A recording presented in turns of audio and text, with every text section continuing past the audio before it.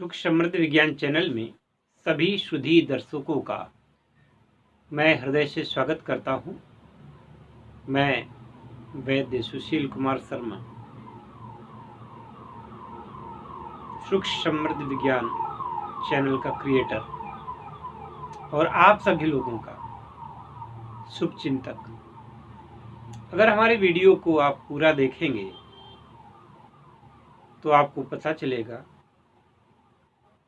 कि हम कितने गंभीर हैं अपने चैनल के प्रति और आप लोगों के प्रति। आज हम कुछ बात करेंगे छोटे छोटे बच्चों के बारे में। उनको ऐसी कुछ बीमारियां हो जाती हैं जिनका निराकरण आप लोग नहीं कर पाते, तमाम पैसा खर्च किया करते हैं, उनका निदान नहीं मिलता। तो आज का ये है एपिसोड आपका बच्चों के कुछ एक रोगों के बारे में और कुछ ऐसी बातों के बारे में है जो कि आप कम लागत में, कम पैसे में और सही इलाज, और अगर आप इलाज कराते कराते थक गए हैं तो भी आप इस वीडियो को देखें कि बच्चों के उन रोगों का इलाज कैसे चुटकियों में हो जाता है।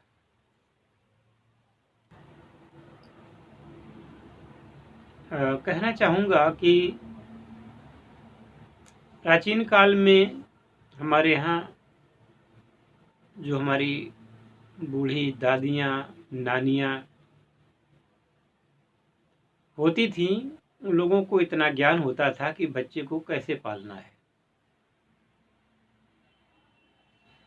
नया युग आया, नए लोग आए, सब कुछ हमने भुला दिया।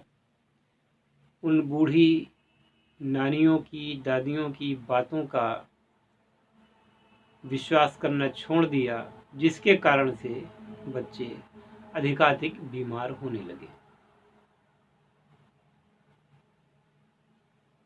कहीं आप आईसीयू में, कहीं एनआईसीयू में बच्चों को भर्ती कराते हैं। इसके बावजूद जब आपके बच्चे ठीक नहीं होते तो भगवान को दोष देते हैं। बच्चों का सूखा रोग एक ऐसी बीमारी है जिसमें बच्चा कृशकाय हो जाता है, जिसमें बच्चे के शरीर से मांस बिल्कुल गायब हो जाता है और हड्डियां हड्डियां दिखती हैं। ऐसा लगता है कि बच्चा भुखमरी का शिकार है। भुखमरी का शिकार तो नहीं, पर उसको सूखा रोग होता है। तो जिसको होता है वही जानते हैं, जिनके बच्चों को होता है वही जानते हैं।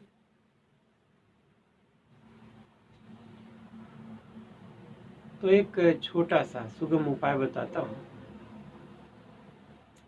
कि देसी मुर्गी के अंडे कुछ लेकर के रख लीजिए घर में। अंडा ऐसा होना चाहिए कि जिस अंडे पर मुर्गियां बैठी ना हो, यानी अंडे देते समय ही उस अंडों को अलग कर लिया जाए। ऐसे अंडे देसी मुर्गी के। ये जो अंडा आजकल मार्केट में चल रहा है ये नहीं चलेगा। देसी अंडा अपेक्षाकृत कुछ छोटा होता है और कुछ लालिमा लिए हुए होता है। तो इस अंडे को आपको लेना है। आप क्या करना है, बच्चे को एक पॉलीथीन ले लीजिए। उस पॉलीथीन में बच्चे को बैठाएंगे और उस पोजीशन में माता को बैठना चाहिए जैसे कि बच्चे को आप मल त्याग करने के लिए बैठाती हैं। जैसे अपने दोनों पैरों को आगे थोड़ी दूर पर मोड़ करके, जैसे मान लीजिए ये पैर हैं और इतनी दूर रख करके पैर आप बैठ जाती हैं, उसके ऊपर बच्चे को बैठा देती हैं कि वो मल त्याग कर सके।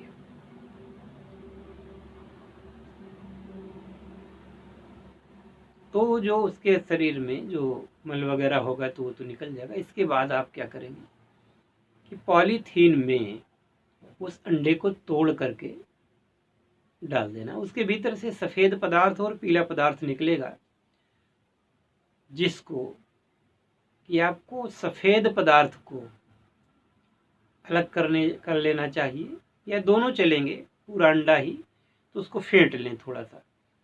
और इसके बाद में बच्चे को उस पॉलीथीन पर बैठाएं, जिससे कि वह अंडे की जो जर्दी है और पीलापन है जो कुछ, वो अगर बच्चे को सूखा रोग है वास्तव में, तो थोड़ी देर में आप देखेंगी। अब आपको थोड़ी मेहनत तो करनी पड़ेगी, 20 मिनट, आधे घंटे, 40 मिनट, तो आपको उसमें बच्चे को बैठाना पड़ेगा। और थोड़ा सा पैरों को जैसे करके बैठाते हैं, तो उससे ये होगा कि उसका मलद्वार थोड़ा सा खुलेगा। इस तरीके से आप बैठाएं पैरों को ऐसे करके, तो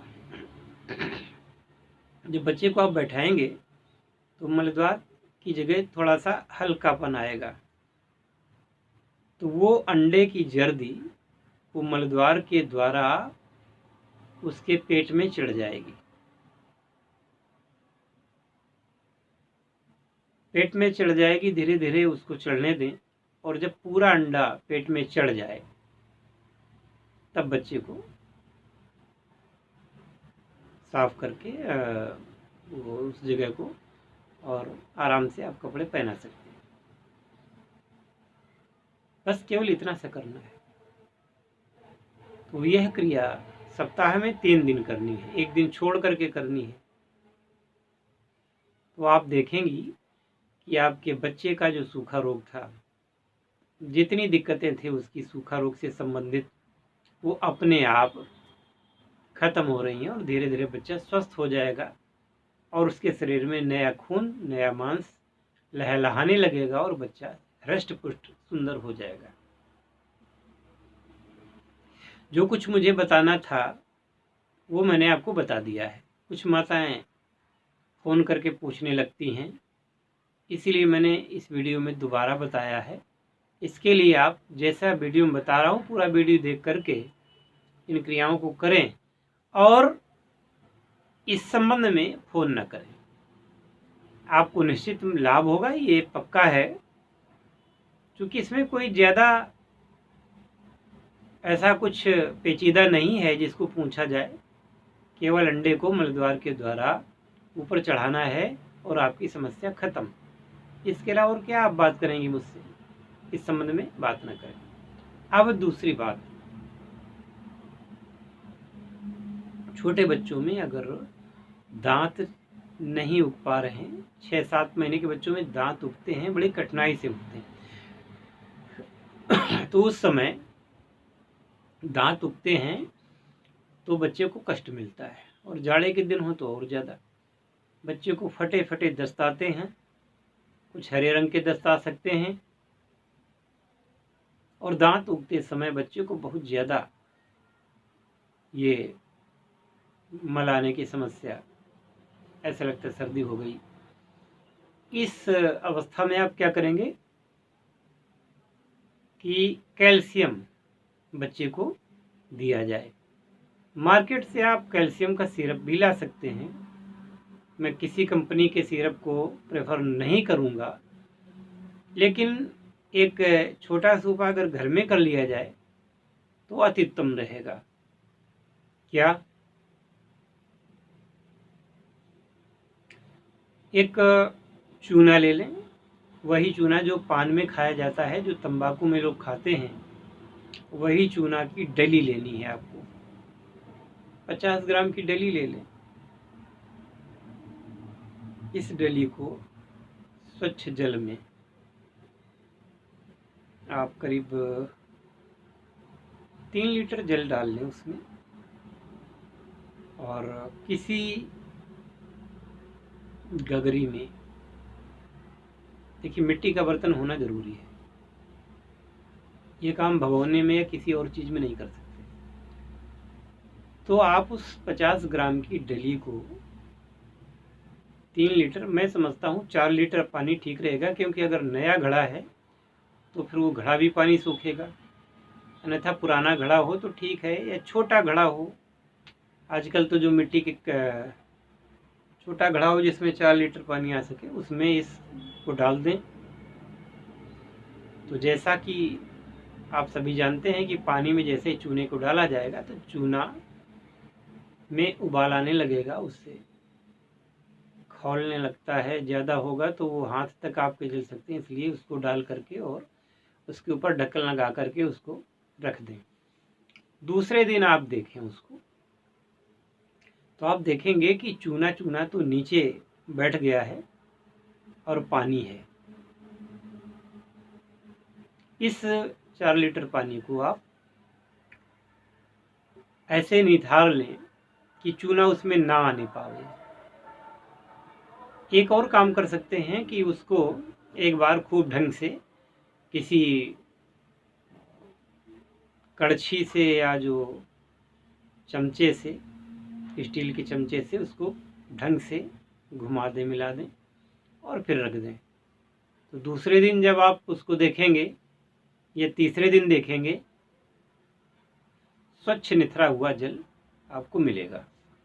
इस निथरे हुए जल को जिसमें चूना की सफ़ेदी ना हो, सिर्फ ऐसा लगे कि केवल और केवल ये जल है, तो इस जल को आप ले लेंगे, चूने को छोड़ देंगे। इसके बाद क्या करना है, इस जल में आपको शक्कर डालनी है।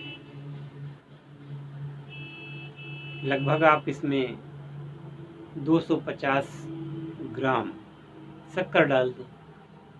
अब अगर आपने चूना 100 ग्राम डाला है तो फिर आधा किलो शक्कर डाल दें। इस प्रकार से उसका अनुपात रखना है। अब इसको एक कढ़ाई में धीरे धीरे उसको धीमी आंच में पकाएं।